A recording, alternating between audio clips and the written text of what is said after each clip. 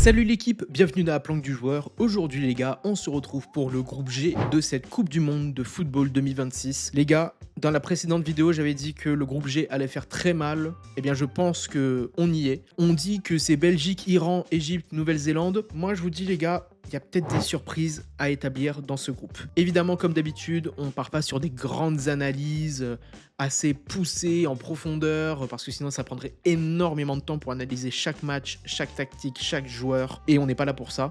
Nous, on est là pour donner un pronostic, un ressenti, surtout sur ce qu'on sait des précédentes rencontres qu'ont effectué chaque équipe, et tout simplement de la forme actuelle ces dernières années de chaque équipe, pour avoir un ressenti global. Et les gars, je vous propose qu'on commence de suite. Et d'ailleurs, si vous voulez parier sur ces matchs-là, vous pouvez aller sur Spinora, c'est une plateforme parfaite pour parier sur la Coupe du Monde 2026, le lien est en description. Belgique, Égypte. Alors là les gars, franchement, je pense que la Belgique va frapper très très fort, avec un 2-0, pas plus.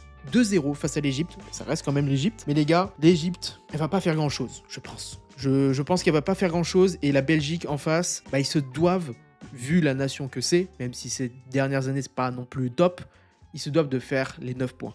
Ils se doivent de faire les 9 points. Belgique, Iran, là pareil, ça va être très très violent les gars, et je pense qu'on va assister à un match d'une violence, sans mauvais jeu de mots, où on aura un gros choc. Et là les gars, pas 3-0 pour l'Égypte, 3-3.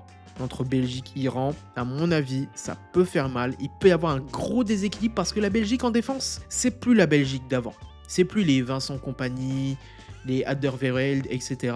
On n'est plus sur ça. Et les gars, franchement, je pense que 3-3, ça va être le choc de ce groupe. Parce qu'après, on a Belgique, Nouvelle-Zélande. Et là, forcément, les Belges vont devoir se rattraper par rapport à ça. Et là, franchement, les gars, on est sur quelque chose d'assez simple.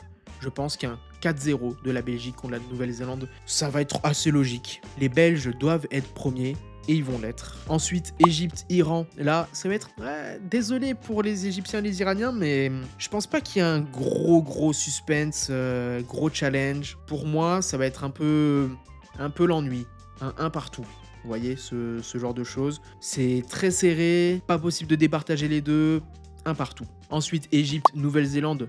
Là, il y aura un léger avantage pour l'Égypte. Donc moi, je dis 1-0 pour l'Égypte. Sans trop de problèmes là-dessus, ça me paraît carré. Et enfin, Iran-Nouvelle-Zélande. Là les gars, Iran-Nouvelle-Zélande, ça aussi ça va être musclé, mais pour moi, vraiment pour moi, il n'y aura pas grand-chose à tirer de cette rencontre.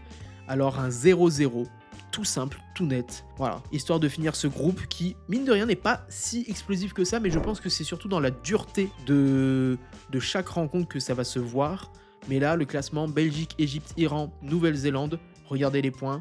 7, 4, 3, 1, ça me paraît assez logique. Dites-moi dans les commentaires si jamais vous avez une autre vision de ce groupe-là. Mais pour moi, ça fait sens au vu de chaque nation, de ce qu'elles ont déjà vécu précédemment et puis de leur forme récente, tout simplement. Je pense que sans trop de problèmes, ça sera ce classement. Peut-être que les points vont s'ajuster, mais pour moi, c'est ça. Et évidemment, prochaine vidéo, on va s'attaquer au groupe H, qui lui va aussi faire pas mal parler. Bref, c'est la fin de cette vidéo. Pensez à vous abonner à la chaîne si ce n'est pas encore fait. Explosez le bouton pouce bleu si cette vidéo vous a plu et n'hésitez pas à partager votre impression en commentaire, ça m'intéresse. Les portes de la planque restent ouvertes à tous les joueurs responsables. À très vite pour une nouvelle vidéo et n'oubliez pas, jouez pour vous amuser, jamais pour vous sauver.